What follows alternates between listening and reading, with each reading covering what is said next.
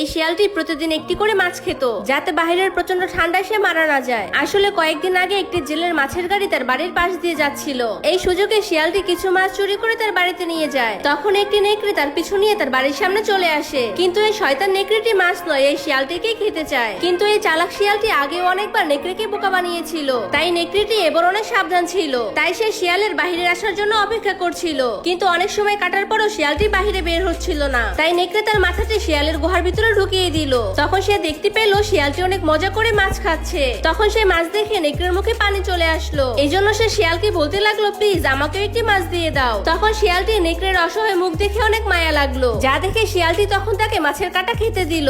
মাছের কাঁটা খাওয়ার পর নেকড়েটির কৌতূহল আরো বেড়ে গেল। তখন সে শিয়ালকে অনুরোধ করে বলতে লাগলো, প্লিজ তুমি কি আমাকে মাছ ধরা শেখাবে? এটা শুনে শিয়ালটি নেকড়েকে বরফে ঢাকা নদীর কাছে নিয়ে গেল এবং নেকড়েকে দিয়ে সেখানে বরফের মধ্যে ছিদ্র করালো। তখন চালাক শিয়ালটি নেকড়েকে বলতে লাগলো, এখন তোমার লেজটি গর্তের মধ্যে ঢুকিয়ে দাও, তাহলে মাছ তোমার লেজের সুগন্ধে নিজে এসেই ধরা দিবে। এটা বলে চালাক শিয়ালটি মুখে হাত চেপে চুপি চুপি সেখান থেকে চলে গেল। এবারও বোকা নেকড়েটি কিছু না বুঝে চালাক শিয়ালের জালে ফেসে গেল এবং বোকা নেকড়ে সারা রাত ঠান্ডার মধ্যে সেখানেই বসে থাকলো, কিন্তু একটি মাছও তার লেজের মধ্যে আটকালো না। সকাল হলে যখন বোকা নেকড়েটি দেখতে পেল তার সম্পূর্ণ লেজটি বরফে জমে গিয়েছে, তখন সে অনেক চেষ্টা করেও তার লেজটিকে বরফের গর্ত থেকে বের করতে পারলো না। এরপর যখন কিছু মহিলারা সেখান থেকে কাপড় ধুতে যাচ্ছিল, তখন তারা নেকড়েটিকে দেখে ভয় পেয়ে তাকে মারতে শুরু করে দিল, যার কারণে তখন নেকড়েটির অবস্থা অনেক বেশি খারাপ হয়ে গিয়েছিল। যার কারণে নেকড়েটি অনেক ভয় পেয়ে তার ভেঙে যাওয়া লেজটিকে সেখানে রেখে কোন রকম জীবন নিয়ে পালিয়ে গেল। তখন সে দৌড়াতে দৌড়াতে কোন রকম শিয়ালের সামনে গিয়ে পৌঁছালো এবং শিয়ালের কলার ধরে অনেক জোরে চিৎকার করে বলতে লাগলো,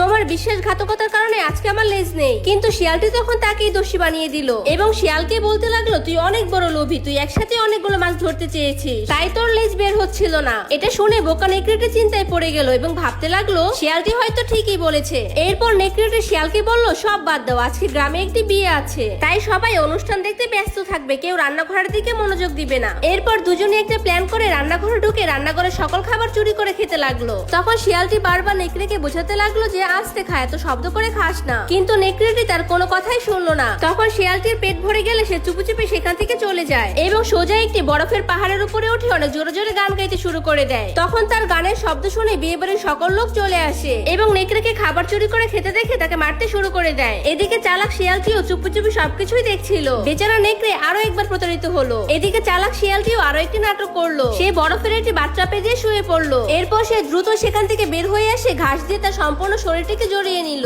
এবং রাস্তায় শুয়ে পড়ে সে আহত হওয়ার মতো নাটক করতে শুরু করে দিল। এদিকে নেকড়েটিও তার কোমরে হাত দিয়ে খুঁড়িয়ে খুঁড়িয়ে হেঁটে যাচ্ছিল। তখন সে শিয়ালটিকে আহত হয়ে রাস্তায় পড়ে থাকতে দেখলো। তখন নেকড়েকে দেখে শিয়ালটি বলতে লাগলো, তোমাকে গ্রামবাসীদের হাত থেকে মার খাওয়া থেকে বাঁচানোর জন্য আমি সবার দৃষ্টি আকর্ষণ করেছিলাম, যার জন্য দেখো সবাই আমাকে মেরে কি অবস্থা করেছে। এটা শুনে বোকা নেকড়েটি আবারও শিয়ালের কথায় গলে গেল এবং তার প্রতি শিয়ালের ভালোবাসা দেখে তাকে বলতে লাগলো, তুমি আমার পিঠে চড়ো, এবং শিয়ালটিকে তার পিঠে নিয়ে যেতে শুরু করলো। কিন্তু নেকড়েটি শিয়ালের গর্তের সামনে আসা মাত্র শিয়ালটি একটি লাফ দিয়ে তার গর্তের ভিতরে ঢুকে গেল, কিন্তু তখনই নেকড়েটি তার পা ধরে ফেললো। তখন শিয়ালটি আবারও চালাকি করে বলতে লাগলো, আরে বোকা, এটা আমার পা নয়, এটা হলো গাছের শিকড়, যার কারণে বোকা নেকড়েটি শিয়ালের পাটিকে ছেড়ে দিল। তখন শিয়ালটি আরাম করে তার গর্তের ভিতরে মাছ খেতে শুরু করলো।